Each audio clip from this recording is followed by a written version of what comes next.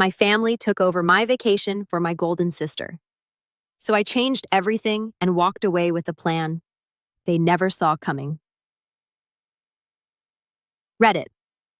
I need some perspective on this. I need advice with my family predicament, which has been accumulating for decades, but it's a long one. Despite growing up in a seemingly typical suburban Massachusetts family, I, 35, have always struggled with this particular dynamic. The golden child has always been my older sister, Kate, 42. Our home has been a monument to Kate's life since I can remember, with every wall adorned with her accomplishments and every discussion focused on her life. My parents were too busy getting ready for Kate's college interviews to buy a cake for my 10th birthday, which I can still clearly recall. They even attempted to pass off Kate's leftover graduation cake, which still had her name on it, as my birthday cake. As I grew up, Kate's accomplishments eclipsed every significant event in my life. Kate had recently been selected to the debate team, so my parents were hardly aware that I had made the honor roll in middle school. Kate had to tour a college campus, so they were unable to attend the ceremony when I won a local painting competition in high school. Knowing that expressing my accomplishments would only elicit a brief "that's nice, dear" before the topic of Kate was brought up again, I learned to celebrate them in private in my room. Even our possessions revealed the priorities of our family: the newest technology, stylish clothing, and everything Kate needed for her many extracurricular activities were always in her room. In contrast, my room was filled with hand-me-downs. When I expressed interest in taking music lessons, I had to make do with Kate's abandoned violin, her old clothes, and her old school supplies. I had trouble playing the violin since it was too large for me. "We already spent so much on Kate's piano lessons this year," my mother responded in response to my request for a suitably sized one. All the way through high school, the trend persisted. I was forced to use borrowed library books to study, while Kate received private instruction for her SATs. My parents took out a loan for her to buy a car for college. They advised me to take the bus when I needed assistance getting about. Kate's needs and desires were at the center of every financial choice, family discussion, and holiday preparation. It was really difficult in college.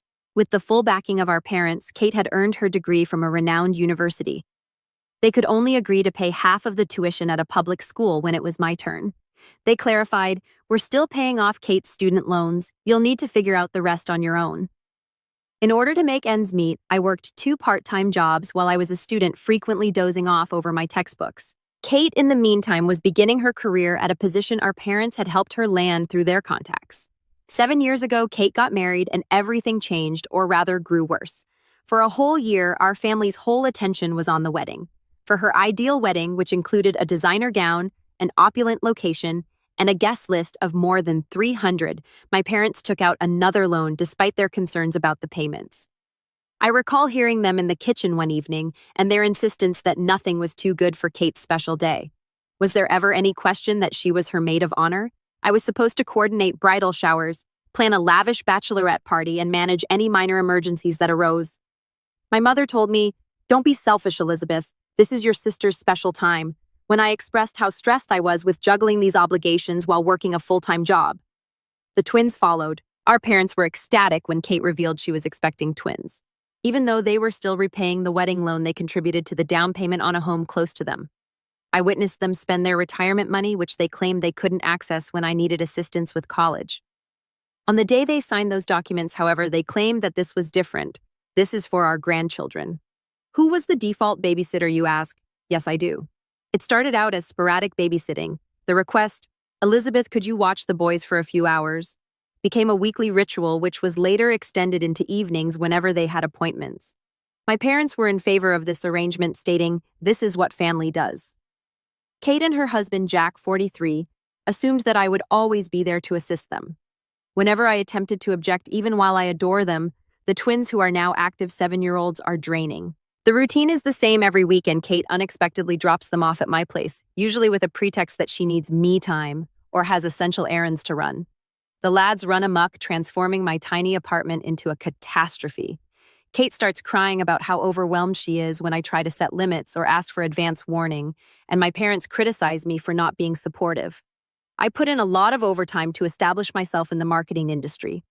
I recently received a promotion offer that would involve greater hours and more travel. My mother remarked, "But what about the twins? Your sister needs you here." Kate added, "You can't take that job, Elizabeth. Who will help me with the boys?" When I brought up this topic during a family dinner in the hopes of receiving some congratulations, it seems as though my time, profession, and life are completely irrelevant. My father adds, "Family should come first, Elizabeth." My mother always responds, "Your sister has 2 children to look after. You don't know what tired really means." When I tried to explain how overwhelming it all is, Kate accused me of being envious of her life and her kids. She replied, "You're just bitter because you're still single," as though my marital status were the only factor that determines my value as a person. After a particularly demanding weekend with the twins, I made the decision to finally treat myself to a beach vacation last month. They had successfully damaged my laptop and left permanent markings on my couch. I knew I needed a vacation. I discovered a small, unpretentious resort in Florida that was ideal for a tranquil retreat. My mother's eyes glowed when I brought it up during our weekly family supper. "Oh, that's perfect. We should all go together. The twins would love the beach." Before I could protest, Kate had already begun organizing events. She stated, "You can take the boys swimming while Jack and I have some alone time," as though my trip would naturally turn into a time for them to be looked after in exchange for my assistance with the twins. Of course, my parents even offered to upgrade my reservation to a superior resort, where they would all stay totally disregarding the fact that this was meant to be my vacation. They began organizing activities and outings centered around what the twins would like. I made a choice that would alter everything while I was lying in bed that night. I reserved a separate resort on a quiet little island. I kept the change in plans a secret from everyone. Silently, I began preparing by scheduling time off work, packing my things covertly, and ensuring that my emergency fund was available. Even though I know it's dishonest, I simply couldn't stand it any longer. At the airport, they will be separated from us while I board my flight to another location. They will be traveling to Florida. I've disabled location sharing, and I'm ready for the inevitable criticism. Yes, I am aware that there will be drama. Yes, I am aware that they will be upset, but I want to prioritize myself for the first time in my life. I've been the dependable sister, the ideal daughter, and the always available aunt for 35 years. To meet my family's expectations, I've given up my social life, my weekends, and my own needs. I was constantly babysitting, so I missed out on dating prospects. I have declined advancements that might conflict with the needs of my family. To be there for them whenever they need me, I've put my personal life on hold. Right now, I'm fleeing a lifetime of being taken advantage of, not just a holiday. I intend to utilize this as a turning point to set clear limits with my family and perhaps even take a complete vacation from them. I'm sick of always making sacrifices, being the family's pillar of support and being the dependable fallback option. Reddit, what should I do? Am I exaggerating? Is it appropriate for me to want something else for myself? Or should I merely follow their plans and accept my place in the family? First update. I appreciate all of your help and guidance since my last post. A lot has transpired, and I want to explain how it all turned out. Although everything went according to plan, the day at the airport was more emotionally fraught than I had anticipated. I purposefully chose a different check-in station that was far from where my family would be. When I arrived early, I watched everyone come through the glass walls of the terminal, Jack checking their booking details, my parents looking excited, Kate handling the twins, and Kate hauling baggage. I silently went through security for my own flight as soon as they started to head to their check-in counter. As soon as they realized I wasn't at their gate, my phone began to buzz. The bewildered texts first appeared, "Where are you?" "Gate B12 is where we are." And then the anxious ones, "How are you, Elizabeth? Has something taken place?"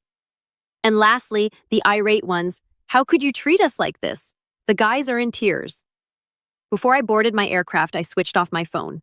I experienced a peculiar fusion of liberation and remorse. For the first time in years, I had lived with that guilt for the majority of my life. However, freedom, it was exhilarating and it was new. The crowded tourist destination they were going to was nothing like the little island where my resort was located. Years of strain vanished the instant I set foot on the beach. No twins to babysit, no family problems to handle, no schedule to adhere to. The ocean, me, and complete freedom. In fact, the first 2 days were challenging. The twins would be eating lunch now, or Kate would typically require assistance going to bed at this hour, so I kept checking the time. It's difficult to break decades of indoctrination. However, something changed on the 3rd day. I experimented with things I had always wanted to do but had never had time for. I loved every minute of my silly yet fun surfing lesson. I became friends with a bunch of lone travelers when I enrolled in a yoga class by the beach. I even had a spontaneous dinner date with a fascinating man I met at the resort's coffee shop one evening. Even though it was only a casual supper, it served as a reminder that I could live life apart from my family. When I eventually turned my phone back on after 5 days, that was the true test. There were dozens of voicemails, more than 300 text messages, and 147 missed calls. Even my mother had called my place of employment to report a family emergency. Fortunately, I had previously told my supervisor that I would be taking a holiday. Some of the voicemails were played for me. My mother's tone changed from one of concern to one of rage to one of manipulation. "Elizabeth, how could you leave your family in such a way? The twins are inconsolable. Did we raise you this way?" Even worse were Kate's messages. "You've ruined everything. The lads are persistent in their request for Aunt Lizzie. I can't handle meetings by myself, so Jack had to shorten them." However, one message struck a different chord. My father sent it, and he seemed unsure for once. "Elizabeth, please let us know you're safe, even though I don't understand what's happening." I had never heard him talk to me without instantly defending Kate or pressuring me to do more. Before I texted our family group chat just once, "I'm having a great vacation and I'm safe. When I get back, I'll get in touch with you. Please give me space." I then turned off the conversation and resumed talking to myself. The following 5 days were life-changing. In addition to reading bedtime stories to the twins, I also read 3 novels. I spoke with other guests without interruption every evening. Instead of rushing home to assist with baths and sleep, I watched the sunset. In order to digest years' worth of suppressed emotions, I even began journaling. I ate dinner at a little beachside eatery last night. When the elder waitress saw that I was alone, she inquired as to whether I was content with my seclusion. She said something that stuck with me after I gave her a brief explanation of my circumstances. "Family is vital, honey, but not at the expense of your own well-being. Putting yourself first is sometimes the boldest thing you can do." I didn't head straight to my flat when I got home in order to give myself time to get ready for the inevitable confrontation. I had reserved a hotel room for 2 nights. During this period, I updated my work emergency contacts, changed the locks on my doors, and above all, put my boundaries in writing. I accidentally liked a coworker's post on social media, which is how my family found out I was back. My mother and Kate arrived at my apartment building in a matter of hours, constantly buzzing my intercom. Across the street, I watched them from the window of my hotel room, feeling oddly cut off from their spectacular performance. I'm going to confront them tomorrow at a neutral coffee shop, not my residence. I know it won't be simple, but I've prepared what I want to say. When I consider it, my hands tremble, but I'm choosing myself for the first time in my life. And I know I'm doing the right thing in spite of the worry, the guilt, and the drama that will undoubtedly ensue. I'll provide another update following my talk with my family. I'm grateful because Reddit gave me the confidence to take this first step toward independence. Second update. As scheduled, my family and I gathered at the coffee shop, and it was even more heated than I had anticipated. This is what took place. The encounter at the coffee shop began politely enough. I got there early and sat at a corner table where I could see the front door and the emergency exit, a habit I'd formed from years of expecting family drama. I could hardly grasp my coffee cup because my hands were shaking so much. My parents, Kate, and surprisingly Jack, all showed up together. I am glad there are no twins.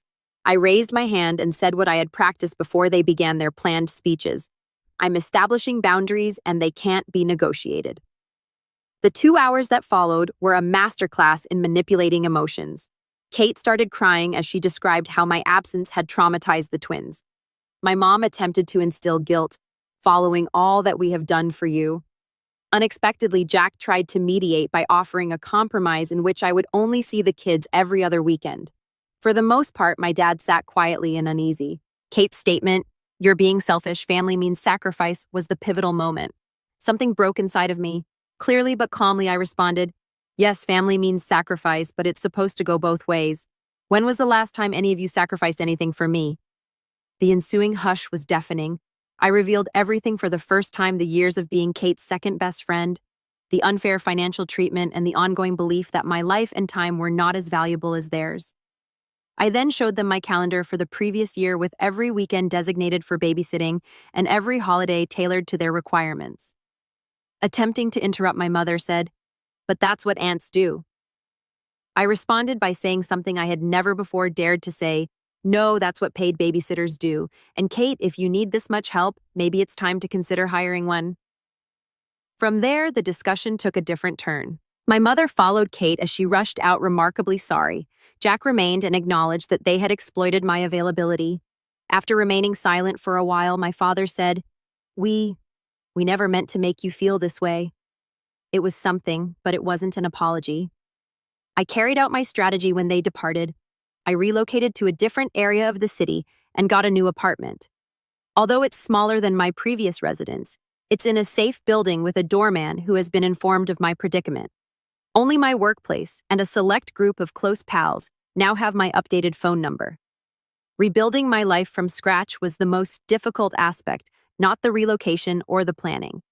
I had no true hobbies and few close acquaintances because I had spent years being there for my family. I began modestly. I enrolled in pottery lessons, joined a local reading club, and accepted dinner invitations from coworkers that I had previously consistently declined. It was a weird first weekend of real freedom. I did things that were previously unthinkable, including staying up late, going to a farmer's market, and spending hours perusing a bookstore. Kate didn't text me urgently. Mom doesn't make guilt-tripping calls. No requests for last-minute babysitting. My family's response to my relocation was harsh but expected.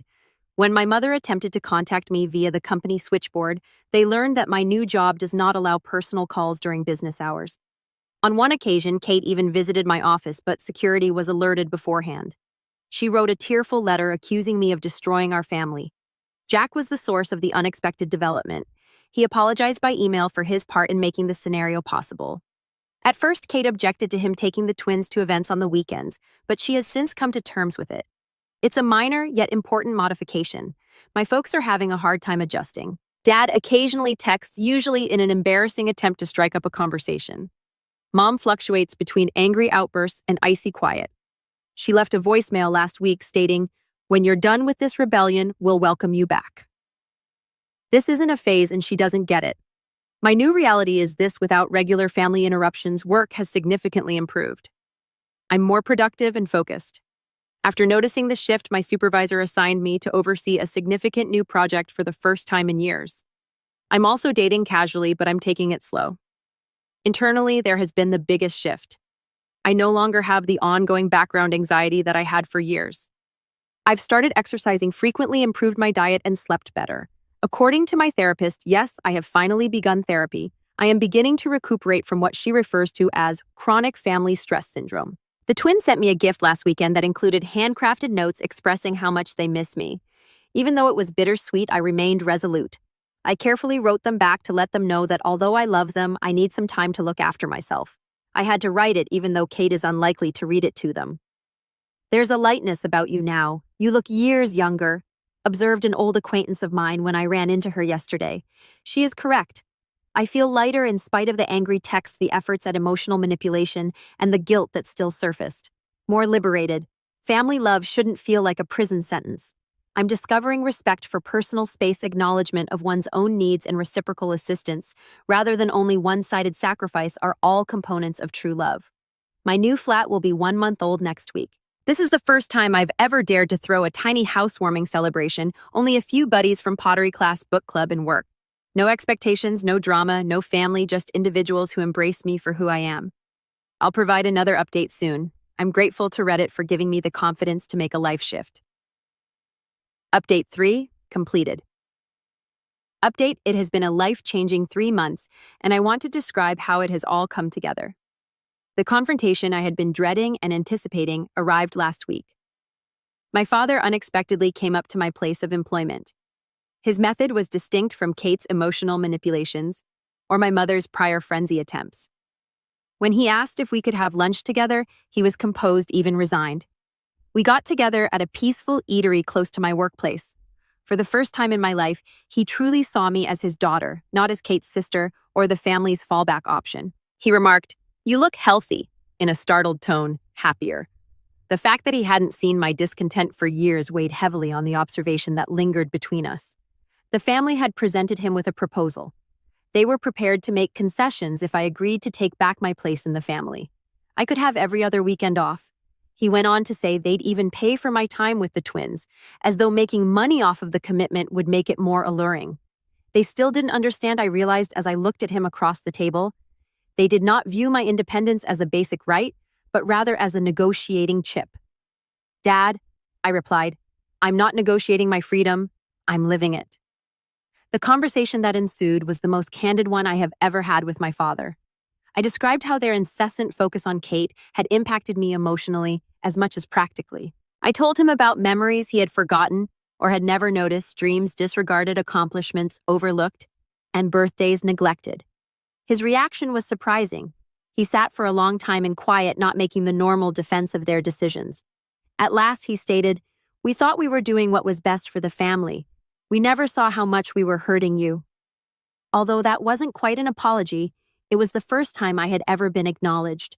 When he inquired about my new life, that was the true turning point. He paid attention for the first time as I discussed my pottery lessons, my job advancement, and the new acquaintances I had made. Even though it was not flawless, I showed him pictures of a vase I had built. I was shocked by what he said next. "You seem to have built a good life for yourself without us." Both the recognition and the grief in his voice were genuine. We agreed at the end of lunch that nothing would ever be the same again. He gave me my first sincere embrace in years as he bid farewell. "I hope someday we can be part of your life again, but on different terms." That exchange appeared to set off a final round of family strife. After learning of our lunch, my mother began a fresh round of emotional attacks. She has been informing family members that I need an intervention because I'm having a breakdown. Kate has been making passive-aggressive remarks about selfish sisters and broken families on social media because she feels deceived by our father's approval of my decisions. The difference is that none of it has the same impact on me as it formerly did. I've gained a viewpoint from my new life that I didn't have previously. Their actions, in my opinion, are an attempt to keep control over someone who has finally gained their freedom. My new flat seems like home now. My attempts at pottery and pictures of my chosen family friends who value my independence and respect boundaries adorn the walls. I've begun teaching my less experienced coworkers at work, ending the vicious loop of toxic support that has long ensnared me. My connection with time has changed the most. I get to spend the weekends any way I want. I've started learning Spanish, joined a local hiking group, and even started dating someone who respects and values my limits. I'm creating a life for the first time that is true to who I am, rather than what my family demands of me. The twins sent me a homemade card last Sunday, which was obviously written under supervision. It was filled with regrettable statements about how much they missed their aunt. This would have previously led me into a downward spiral of uncertainty and remorse. Rather, I responded with a tender yet strong letter, stating that although I may not be as involved in their everyday life, my love for them hasn't changed, and that sometimes grown-ups need to look after themselves. According to my therapist, I am exhibiting what she refers to as post-traumatic growth, not merely moving past the past, but creating something more robust and wholesome in its stead. She has assisted me in realizing that I am not responsible for resolving the dysfunction in my family. Yesterday was the most recent development. Kate's husband contacted me to let me know that my stance has caused changes in their home. Not to place blame on me, they've finally recruited part-time help to help with the twins, and he's become a more involved parent. Jack believes it's better for everyone, but Kate is having trouble adjusting. I'm sitting in my home office getting ready for a business trip next week. As I write this last update, something I could never have done in my previous life. A framed quotation that speaks to my path is on the wall behind my desk. Sometimes the bravest thing you can do is set yourself free. I want to express my gratitude to everyone who supported me and followed my tale. You gave me the confidence to make my own decisions. If you're wondering if people in comparable circumstances are selfish for desiring their own lives, know that you're not. Being free is not selfish. Treating oneself is not unkind. Setting limits is not a sign of treachery. I have no idea how my relationship with my family may develop in the future. Perhaps one day we'll discover a different kind of connection, one based on respect for one another rather than duty. In the interim, I'm concentrating on fostering the life I've built, including my friendships, interests, profession, and above all, my sense of self. This is not merely a conclusion, it's just the beginning. And I'm looking forward to what comes next for the first time in my life. Thank you for watching. If you haven't subscribed yet, please do so and hit the notification bell to stay updated with more shocking real-life stories happening around you.